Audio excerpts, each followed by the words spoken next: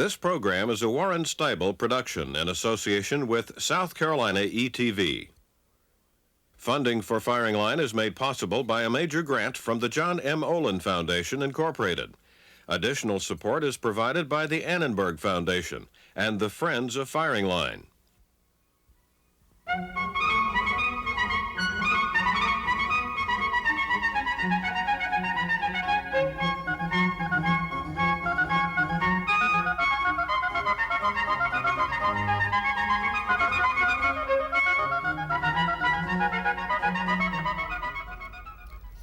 The immigration question is in American politics ideologically confused. Within the right wing, there is civil war on the question. In fact, stated broadly, the question whether the United States should encourage more immigration aid, if so, under what standards. Stated narrowly, what are aspects of immigration policy that should be looked into and reformed. An influential strain of conservative thinking opposes any immigration controls whatever. That would be the libertarian model. Let anybody who wants to come in, and the global free market will do all the requisitioning and adjustments necessary. The more traditional view is that immigration should be controlled. That is the view of our two guests today who have specific reforms to propose. Mr. Roy Beck of Virginia has a book which he calls The Case Against Immigration. It follows an earlier book, Ray Chartering America's Future, whose focus is on the environmental effects of immigration. He's a graduate of the University of Missouri, School of Journalism, has been chief Washington correspondent for the Booth newspaper chain, and is now Washington editor of the Social Contract Quarterly Journal. Dan Stein is the executive director of the Washington-based National Immigration Reform Organization called FAIR. He's a graduate of Indiana University and of the Catholic University School of Law, and served 4 years as staff member of the U.S. House of Representatives Select Committee on Narcotics Abuse Control. He has sponsored an immigration moratorium. Let me begin by asking Mr. Beck to remind us of the last 2 or 3 major developments in the evolution of our immigration policy. Well, very quickly, 1965 we had a huge change in the law, which has resulted from going from an era of 178,000 immigrants a year to over 500,000 a year. And then in 1990, just before we moved into a recession, Congress decided we needed more workers for this country, and increased the numbers considerably. And we've been running more than 1 million a year since 1990. Last year, there seemed to be a chance to get things back into some normalcy. The Barbara Jordan Commission recommended bringing the numbers down at least to 500,000 again. And the Republican leaders of both the House and Senate subcommittees on immigration proposed the same thing, primarily by stopping family chain migration. It looked like that was going to go through. President Clinton said he basically supported that.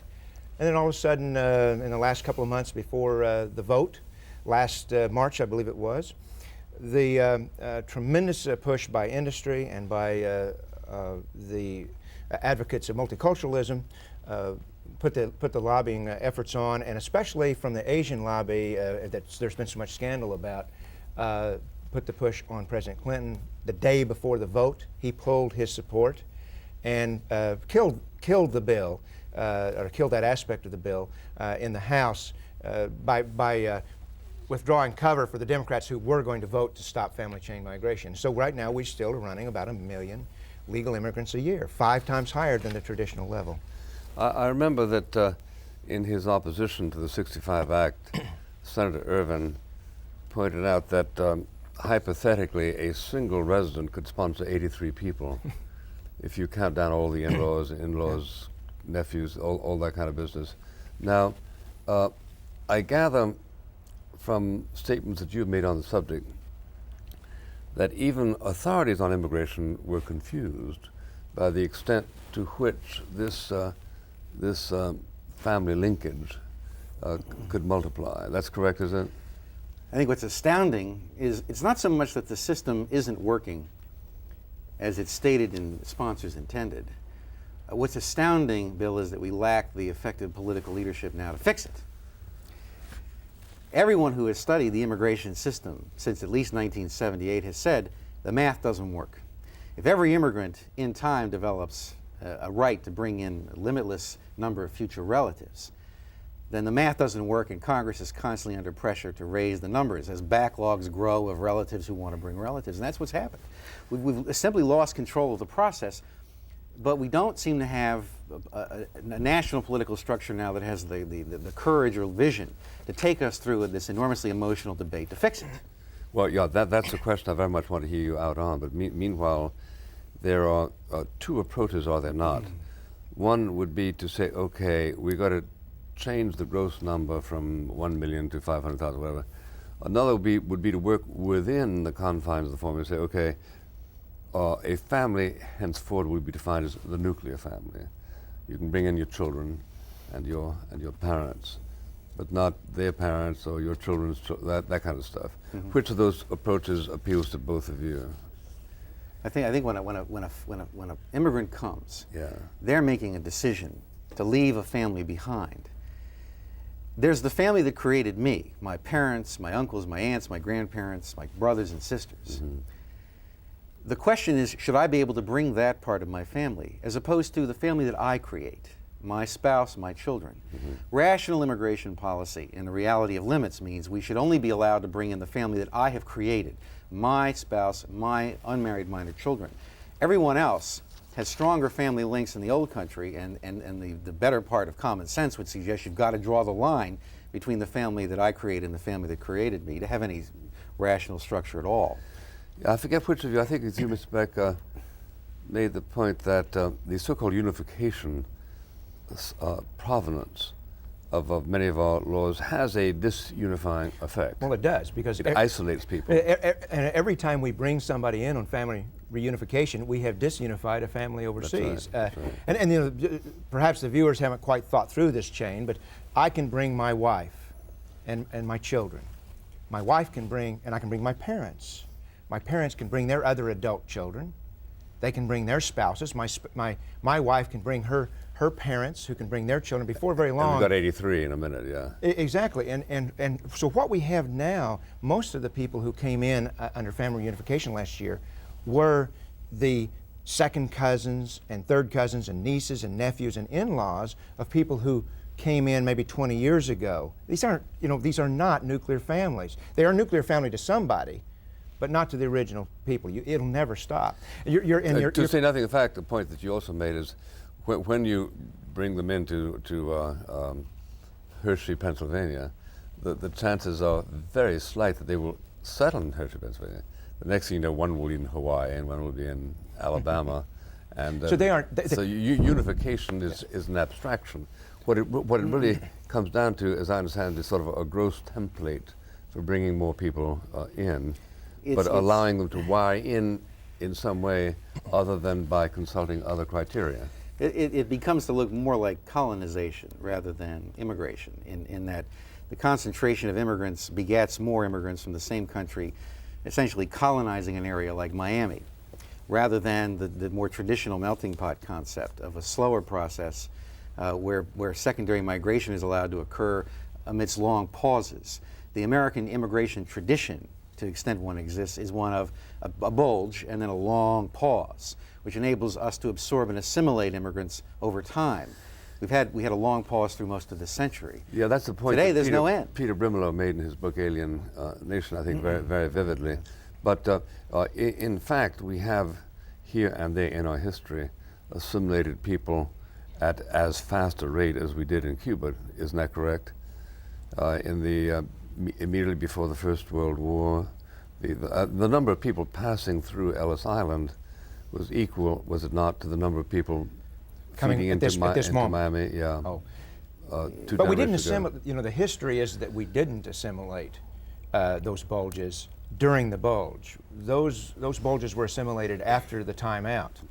That's if assimilation has worked in this country, it's because we have had these timeouts. I mean, we had the freeze. Yes, and it wasn't a freeze, really. What we did is in 1924 they passed a law which put us only back to the level it was during the continental expansion, back to under 200,000, but still was quite high.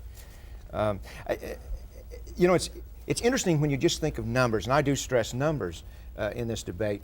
If I were to say right now, if I were to propose to Congress why don't over the next 25 years we bring in every single resident of Central America into the United States? Panama, Nicaragua, Guatemala, Honduras. What's that, about 200 million, 100 million? Well, no, it's not actually that much. It's about 35 million or so. If I were to say, let's bring in everybody from Central America over the next 25 years, that would not make sense, and yet that's exactly numerically what happened since 1970. Since 1970, in the last 25 years, immigration has added more than 35 million people to the communities of this country, primarily because of chain migration. Yeah, and the question is why, I think. I mean, many of the immigrant waves have gotten started as a result of demands for cheap labor. Labor contractors oversee recruiting to bring in workers. Because of family chain migration, regardless of the changes or dynamics in the American economy, the flow continues inexorably. And the census data suggests that the flow is becoming less skilled, less educated, more prone to use welfare, showing less entrepreneurial qualities than on a per capita basis earlier waves may have. And because of this reinforcing chain process, where immigrants are selected primarily because of who they know, an earlier relative, not what they know, we're seeing the skills composition decline. And that's why the National Academy of Sciences just last week found that the current flow of immigration is having a pretty significant effect on the wages of Americans who are less skilled. Well, now you make the point, again, one of you makes the point that black unemployment was just under 6% in 1965 and went up to 10% in 10 years.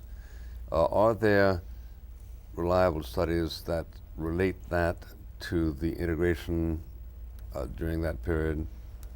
There are. So that the unskilled jobs, which might at that point have been taken by the 17-year-old black, or for that matter white, were taken by an immigrant. Mm-hmm. Well, the Wall Street Journal just editorialized a week and a half ago that the current flow of immigration, in their view, is important because of its wage moderating impacts. Yeah. And that unless wages can be maintained at the current level, interest rates might have to be kicked up to control any wage increase generated inflation. When you have capital markets pushing very high to maintain a high flow of immigration for wage reasons, then by definition the labor market is being kept loose enough that it can't help but have a negative impact on disadvantaged minorities. And in fact, that's what's happening. Blacks are moving out. Disadvantaged minorities are moving out of major impact areas like New York and Los Angeles and Miami. They're not bilingual. They don't have the underground networking communications that enable them to get jobs in those markets. And literally overnight, entire sections of the labor market can be transferred from native labor to immigrant labor. And once the industry becomes dependent on imported foreign labor, they will fight like crazy to keep their hands on it. And that's what's happening now in Congress. Yeah, and as happens in other parts of the world, Sweden, for instance, Turkey, and Emirates. Yeah. Well, okay. Let's touch on the political aspect of this. You can understand, can we not quite naturally, why in those states along the Rio Grande, anything that would be interpretable as anti-Hispanic would be, so to speak, actionable on Election Day. Now, that doesn't reach to Wyoming, which may be why we got a Wyoming senator to back the last immigration law that didn't really get anywhere. But you're telling me that the situation has progressed to a political point that makes it impossible to mobilize effective will on this subject. Are you saying that? Well, I'm not sure it's impossible. We hope it's not impossible, but it is very difficult right now. And you're correct to say that in the areas where there are a large concentration of immigrants, you have sort of self-styled, the old immigrant ethnic ward bosses who speak up. Now it's groups like the National Council of ROSE who purport to speak for whole groups. And they will give the politicians a tremendous amount of trouble if they take this issue on. Whereas in the interior of the country, that's where you have some hope that you can have legislators that will act for the good of the whole country, including the good of immigrants. It's not happening much right now, partly because I think the people in the interior of the country, which is really where I've spent most of my life, people in the interior of the country do not understand the urgency. I've done a lot of reporting from specific communities in the interior of the country where they have had a sudden influx of immigrants over a 10-year period. Their quality of life, their style of life, their culture changed overnight. If the interior of the country could understand how quickly that could happen, I think they'd be pushing their members of Congress to do it. There's nothing that stops those people from doing it except that they don't think there's anything to gain. I think there's another problem here in the United States, not present in European countries. Here in the United States, there's still this notion that you can run, that you can cut and run. In the high impact areas in this country where immigrants preponderate, certain people make money off the cheap labor. But for the average middle class taxpayer who wants good schools, good services, a good infrastructure, those things are not present, so they leave. In the United States, the popular electorate is simply migrating through a secondary mobility process, remigrating, in a way which diffuses the normal political response that there would be in a country where everyone was tied to the land. My great-grandparents farmed along this river, and I'm going to die here too. Here in America, we don't have that same attachment. So as long as we can remigrate to the suburbs, sprawl to the next Levittown, out along the interstates, and leave the problems of the city behind, then Mayor Giuliani and folks like him can continue to espouse the virtue of the repopulating impacts of immigrant waves. Well, what then prospectively happens after a generation or more of the kind of movement you're describing? Well, as Peter Brimlow pointed out, essentially the government is abolishing the electorate and re-electing a new one in these high-impact areas. Politically, what happens is at some point the steam comes out of the economy a little, and a softening of the labor market. The sense of public alienation, I think, that we see on a variety of issues, trade and immigration are part of them, is reducing public participation in our democracy. Immigration is supposed to be a topic we discuss and debate. It's supposed to be an issue that's responsive to the electorate. Right now, I think there's a sense that there's very little that the electorate can do to get immigration down because the political powers involved in maintaining high immigration are so powerful. What we see when we look at New Zealand and Australia and the European countries and other countries that have not dealt with this issue effectively is the emergence of a political movement, even a third party that's intensely committed to this issue, that begins to pick up 10 to 20% of the polls. I believe a candidate of that kind could now do that in California, and unless either mainstream party deals with it, having now rejected out of hand the recommendations of 3 blue ribbon commissions, you will begin to see that kind of public response. And it's unfortunate. Do you see that happening, Mr. Beck, and if so, who are the most conspicuous leaders of these protest movements? I'm not sure. I'm a little bit pessimistic about whether that can work. I must say I'm more wedded to the idea of mainstream politicians finally picking this up. I mean that would move things faster. I'm not saying this wouldn't work, but I don't see real obvious people on the horizon. Now, Pat Buchanan was one example, somebody who was not a third party candidate, but he ran almost that kind of a campaign. Yeah. You said something a minute ago I wanted to step on about Texas. It is interesting, though, that the main person in Congress right now who's providing leadership is a Texas congressman from near the border, Lamar Smith. And the most influential Democrat last year trying to stop family chain migration was John Bryant from Dallas, another Texan.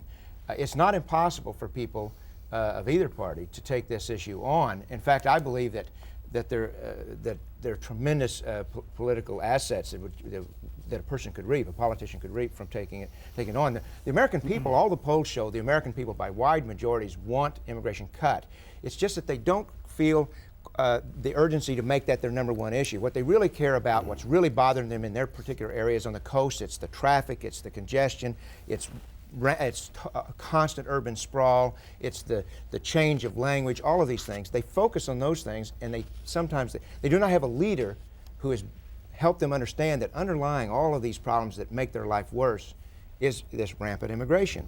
In the interior, what they don't understand is, it's not just these isolated communities that are changed by immigration. The bigger problem in the interior of the country is the Californication of these interior cities, where they're flooded by coastal people, Americans who are fleeing the immigrant confusion of the coast.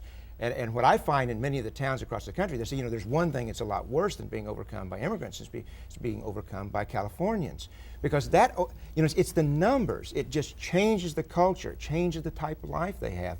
The American people in their local communities have lost control. They've lost self-determination. Congress is running a policy that according to the Census Bureau, will force on the American people 130 million more people into this country over the next 50 years. 130 million people. The local communities of this country don't want that, but they don't understand what's coming. And part of the role I feel in my own life is to help the people in the interior of this country understand there's a tremendous threat to their style of life. Congress is doing it, and there's nothing they can do about it unless they stop immigration. Well, isn't that a little bit Does it sound Luddite? If you're saying that the population of America will grow by 40% in 50 years, is that any different from how much it grew after the beginning of the Industrial Revolution? Probably not. Probably not percentage-wise. No, percentage-wise. But I haven't seen you attack the resourcefulness of technology and indeed of nature. We've got a tiny, very sparse population compared to the concentrated parts of Singapore and Hong Kong and so on and so forth. Is it really ruled out that we could satisfactorily get on with 50 more million people? We could probably fit 1 billion people in the United States. Sure. And with the proper technological advances in the production of resources like trees, farming lumber, or fisheries, we could survive with 1 billion people. And we could make the necessary sacrifices in personal liberty and freedom associated with living in the kind of densely populated environment. The question, though, is, assuming we could overcome the cultural differences of all the newcomers in our, Euro tilt, if you will, based population, the question is, why do we want to? Why do we have to be good ancestors and ask ourselves what kind of country we want to leave our grandchildren? And yes, it's true, we have 250 million today, but it's getting pretty crowded in here. And the question is, what's the purpose of immigration? How does it mesh with our other domestic objectives? Not whether we could manage it, but what's a more ideal and appropriate environment? Can you maintain enjoyable parks with 500 million or 1 billion people? Can you maintain any open space? Can you be a net agricultural exporter, for example? 22% of America is a park. California had the best public schools in the country 20 years ago. Today they're among the worst. Why? Because our policymakers overburdened with immigration.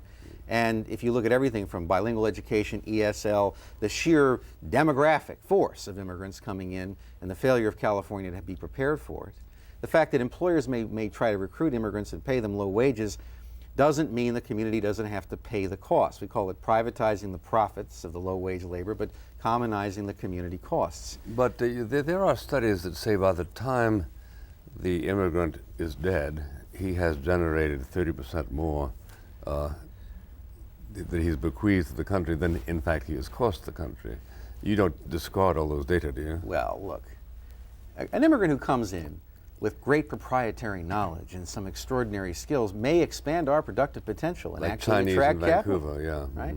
By the same token, immigrants may provide a bulwark for international organized crime, and we've seen what's happening in drug smuggling in Washington Heights and areas like that. The debate should not be a ratification on the character of individual immigrants. I understand, yeah. We can actually prosper from the inventive genius of would-be immigrants today through international telecommunications, overseas investment. The number of people we actually need to bring in physically as immigrants to maintain the economic advantages is non-existent today, whereas maybe 100 years ago at the dawn of the Industrial Revolution, we may have needed immigration, but we really don't now. Because technical knowledge is really fungible, isn't it? Right, today.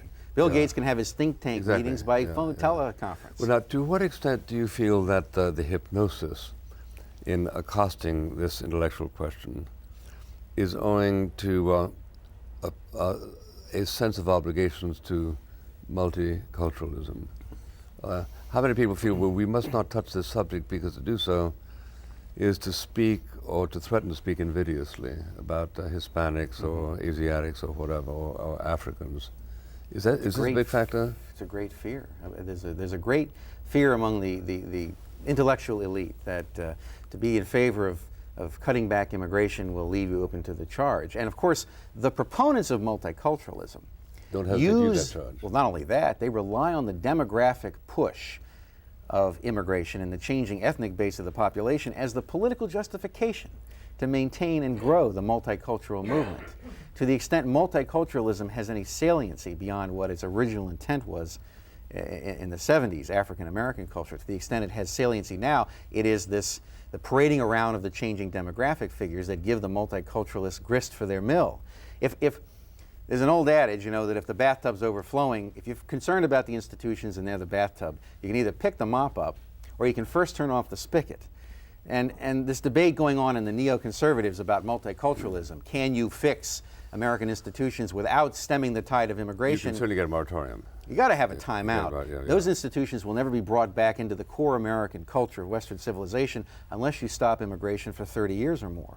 Well, is it no longer safe to say, as was said rather conventionally for a long while, that America favors immigrants from culturally congenial places, people who say are trained in the practice of democracy? In your experience, is this something that is no longer permitted on the ground, that it can sound racially invidious? Yes, it's basically prohibited. You can't really talk about that much, although Peter Brimlow, we mentioned him a couple times, he dared to speak about it. I think the platitude is basically that we've got to get the numbers down overall, and it's my platitude, by the way. I really don't know anybody, even Peter Brimlow, when he comes down to what he proposes, he does not propose changing the ethnic or racial or nationality mix. It's to get the numbers down, and I don't think in today's climate you can change it any other way. Thank you, Mr. Beck. Thank you, Mr. Stein. Thank you, ladies and gentlemen. Next week on Firing Line, is NATO large enough? Is the question host William F. Buckley Jr. puts to Harvard professor Richard Pipes and Peter Rodman of the Nixon Center for Peace and Freedom.